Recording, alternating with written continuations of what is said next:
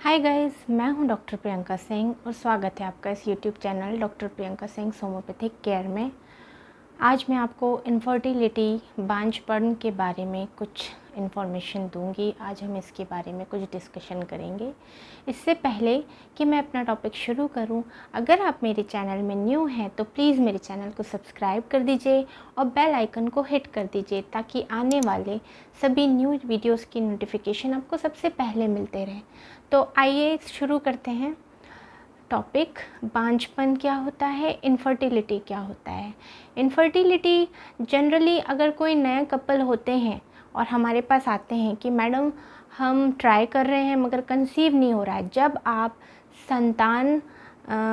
निसंतानता से परेशान होते हैं, मतलब जब आप कोशिश करने के बाद भी, अनप्रोटेक्टेड सेक्स करने के बाद भी, अगर आप 1 साल तक अनप्रोटेक्टेड सेक्स करने के बाद या साथ रहने के बाद भी आपको अगर 1 साल तक प्रेगनेंसी की खुशी नहीं मिलती है, अगर आप प्रेग्नेंट नहीं होते हैं, तो उसे हम इनफर्टिलिटी की कैटेगरी में लाते हैं।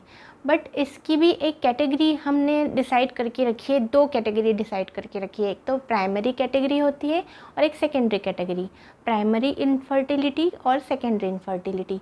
प्राइमरी इनफर्टिलिटी उसे कहते हैं जब आपको कभी भी गर्भधारण नहीं हुआ हो, कभी एक बार भी आपको गर्भधारण नहीं हुआ है, उसे हम प्राइमरी इनफर्टिलिटी कहते हैं। और सेकेंडरी इनफर्टिलिटी हम उसे कहते हैं जब आपको एक आध बार गर्भधारण हो गया है, मिसकैरेज हो गया, या फिर ऑलरेडी आपका एक बच्चा है और दोबारा फिर आप ट्राई कर रहे हैं और आप प्रेग्नेंट नहीं हो पा रहे हैं, उसे हम कहते हैं सेकेंडरी इनफर्टिलिटी। अब जानते हैं कि इसके कारण क्या होते हैं इनफर्टिलिटी के, क्यों इनफर्टिलिटी हो जाती है। तो इसके कॉजेज़ मैं आपको बता देती हूँ कि इनफर्टिलिटी क्यों हो जाती है। इसके कारण मुख्यतः यही है कि अगर आपकी उम्र 30 से 35 साल है, जनरली आज के दौर में सीडेंट्री लाइफ होने की वजह से ज़्यादातर सुबह से लेकर शाम तक ऑफिस वर्क होता है, इस वजह से भी हमारा हार्मोन डिस्टर्बेंस होता है। जनरली लड़कियों को ज़्यादातर देखा जाता है कि उनके हार्मोन्स डिस्टर्बेंस होते हैं, पीसीओडी की प्रॉब्लम होती है। तो आज आइए मैं अब आपको कॉजेज़ बताती हूँ कि कॉजेज़ क्या होते हैं। पहला कॉज तो ये होता है कि मेल और फीमेल। मेल में ये कॉज होता है कि सेमन आपका प्रॉपर उतना मोटाइल नहीं होता, या फिर आपके शुक्राणु उतने नहीं होते जितने की ज़रूरत है। और फीमेल में बहुत सारे कारण होते हैं, या तो आपका हार्मोन इम्बैलेंस होगा, या तो फिर आपको ट्यूब्स आपकी ब्लॉक होगी, फैलोपियन ट्यूब्स, या आपके बच्चेदानी में गांठ हो, गठान हो। पीसीओडी की प्रॉब्लम है, पीसीओएस सबसे ज़्यादा इसमें देखा जाता है कि जिन महिलाओं को पीसीओएस या पीसीओडी की प्रॉब्लम होती है उनको सबसे ज़्यादा इनफर्टिलिटी की सिम्टम या फिर इनफर्टिलिटी से गुज़रना पड़ता है। तो इसमें आगे चल के आपको आईवीएफ और आईयूआई करने की सलाह दी जाती है। अगर आप 1-1.5 साल ट्राई करते हो फिर भी नहीं हो सकता है। अब मैं आपको बताती हूँ कि इसके कॉजेज़ मुख्यतः क्या क्या प्रॉब्लम और आती है इन सब चीज़ों में। कभी कभी आपको बच्चेदानी की टीबी होती है, इस वजह से भी आप माँ नहीं बन पाती, कंसीव नहीं कर पाती। और कई बार को आपको इतना एक्रिड, इतना ज़्यादा तेजाब वाला डिस्चार्ज होता है, आपको सफ़ेद पानी की शिकायत होती है और वो सफ़ेद पानी स्पर्म को मार डालता है, किल कर देता है, वो मतलब आगे पहुंच ही नहीं पाता, इस वजह से भी आप माँ नहीं बन पाती। तो एसिडिक डिस्चार्ज भी इसका एक मुख्यतः कारण होता है। आइए अब मैं बताती हूँ आपको कि इसके सिम्टम्स क्या होते हैं। सिम्टम्स यही होते हैं कि अगर आपकी शादी हुई है, न्यूली मैरिड कपल्स हैं, और अगर आप लोगों ने 1 साल तक, अगर आपकी उम्र 30, हमने इसे 2 भागों में बांट रखा है कि अगर आपकी उम्र 30-35 साल से ज़्यादा है या फिर आपकी उम्र 30 साल तक है। अगर आपकी उम्र 30 साल तक है और आपने 1 साल अनप्रोटेक्टेड सेक्स किया है और फिर भी आप कंसीव नहीं कर पा रही हैं, तो इसका मतलब है कि आपको इनफर्टिलिटी का इलाज करवा लेना चाहिए। और दूसरा ये है, अगर आपकी उम्र 35 साल से ज़्यादा है तो फिर आपको 6 महीने में ही डॉक्टर से सलाह ले लेनी चाहिए, क्योंकि फिर आगे फिर अंडे मतलब जो ओवरीज हमारी होती है वो अंडे वहीं से हमें अंडे प्राप्त होते हैं, और वो अंडों की क्वालिटी फिर जैसे जैसे आपकी उम्र बढ़ती है तो अंडों की क्वालिटी भी ख़राब होती जाती है और आपका कई टेस्ट किए जाते हैं जैसे AMH, एंटी मलेरियन हार्मोन्स। इसमें आपको पता चलता है कि कितने आपके पास अभी अंडकोश में अंडे आपके पास अभी रिज़र्व में हैं। और आपके हिस्टोसल्फिनोग्राफी टेस्ट होता है एक HSG, हिस्टोसल्फिनोग्राफी। इसे कहते हैं ट्यूब्स में इसको डाई डाल के टेस्ट किया जाता है कि कहीं आपकी ट्यूब ब्लॉक तो नहीं है। अल्ट्रासाउंड किया जाता है कि कहीं आपके सोनोग्राफी अल्ट्रासाउंड किया जाता है कहीं आपको अंदर बच्चेदानी में या बच्चेदानी के बाहर कोई एंडोमेट्रियोसिस, एडिनोमाइसिस या कोई गठान, PCOD, PCOS, ये सब कोई आपको बीमारी तो नहीं है। तो ये थे कुछ जांच और ये कॉजेज़। सिम्टम यही है आपका कि अगर आप 1 साल तक आप कंसीव नहीं कर पा रहे हैं, इसका मतलब आप इनफर्टिलिटी से ग्रसित हो रहे हैं, तो आपको डॉक्टर की सलाह लेनी चाहिए। अब आइए मैं आपको कुछ होम्योपैथिक मेडिसिन्स बता दूं जो कि कारगर है, मेरी प्रैक्टिस में है।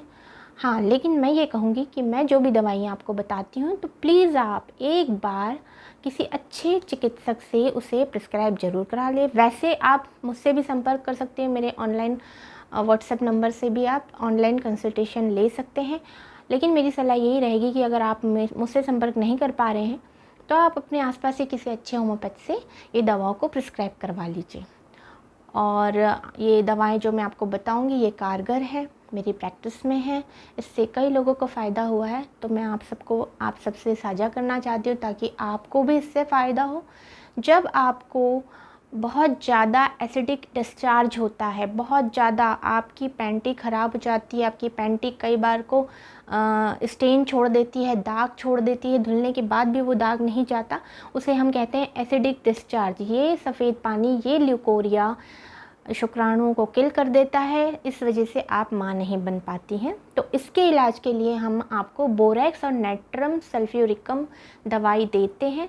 6x पावर में आप इसे लेंगे, 2 गोली सुबह, 2 गोली शाम, 2 गोली रात में। ये कुछ महीने चलाने से आपका ये एसिडिक डिस्चार्ज ख़त्म हो जाता है। अगर आप लिक्विड पोटेंसी में लेना चाहते तो आप 30 पोटेंसी में लीजिए, 2 बूंद सुबह, 2 बूंद शाम।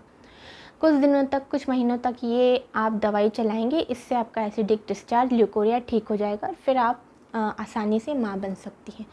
किसी को PCOD, PCOS की प्रॉब्लम होती है, जिसको PCOD की प्रॉब्लम है, बहुत ज़्यादा लेफ़्ट राइट दोनों ओवरीज़ में बहुत ज़्यादा गठाने हैं, ऐसी महिलाओं को एपिस मेलिफिका और आयोडियम 30 में 2-2 बूंद सुबह शाम लेना चाहिए।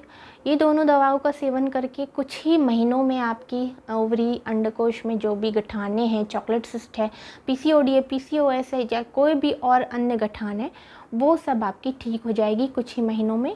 इसका सेवन लगातार कीजिए और हाँ, खट्टी चीज़ों को अवॉइड करिए।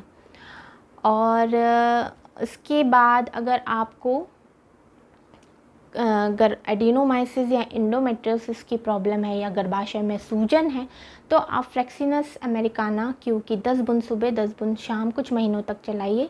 ये दवा लेने से आपकी गर्भाशय की सूजन ख़त्म हो जाएगी और कुछ ही महीनों में आप स्वस्थ हो जाएंगे और आपको ये मदद करेंगे। अब बारी आती है वो दवा बताने की जिससे आपको आपका सब कुछ ठीक है लेकिन फिर भी आप प्रेग्नेंट नहीं हो पा रही हैं। तो अब मैं वो दवाई आपको बताऊंगी जिससे आप प्रेग्नेंट इजीली हो सकते हैं, कुछ ही महीनों में इससे आपको रिज़ल्ट मिलेगा। बोरेक्स 3x में 2 गोली सुबह, 2 गोली दोपहर, 2 गोली शाम आप लीजिए, कुछ महीने चलाइए। और ऑरम मेटालिकम न्यूनेट्रम, आई रिपीट, ऑरम मेटालिकम न्यूनेट्रम 3x में 2 गोली सुबह, 2 गोली दोपहर, 2 गोली शाम, आप इसे कुछ महीने तक चलाइए। कुछ महीनों तक ये दवा चलाने से आपका सेकेंडरी इनफर्टिलिटी हो या प्राइमरी इनफर्टिलिटी हो, कैसे भी आपकी इनफर्टिलिटी हो, वो क्लियर हो के आपको कंसेप्शन हो जाएगा।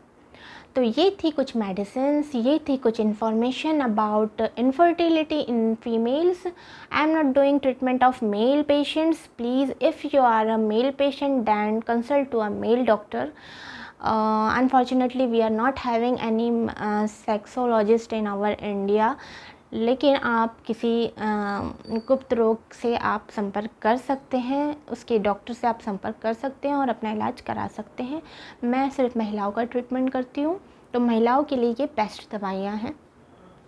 तो अगली वीडियो में फिर मिलती हूँ ऐसी कुछ इन्फॉर्मेशन लेकर। अगर आपको मेरा वीडियो पसंद आया हो तो प्लीज़ मेरे वीडियो को शेयर करें, लाइक करें और मेरे चैनल को सब्सक्राइब कर दें, ताकि आने वाले सभी वीडियोस की नोटिफिकेशन आपको सबसे पहले मिले। और ऐसी इन्फॉर्मेटिव वीडियोस मैं आपके लिए लाते रहूँगी। अगर आपको इस टॉपिक से रिलेटेड कोई क्वेरीज़ है तो प्लीज़ मुझे कमेंट बॉक्स में कमेंट करके आप पूछ सकते हैं। कोई भी क्वेश्चन है तो बता सकते हैं, और कोई वीडियो आप मुझसे चाहते हैं कि मैं बनाऊँ तो श्योर बिल्कुल आप मुझे बोल सकते हैं, बताइए मुझे, मैं उस पर आपको वीडियो ज़रूर बनाऊँगी। तो तब तक के लिए मस्त रहिए, स्वस्थ रहिए, अपना ध्यान रखिए। धन्यवाद।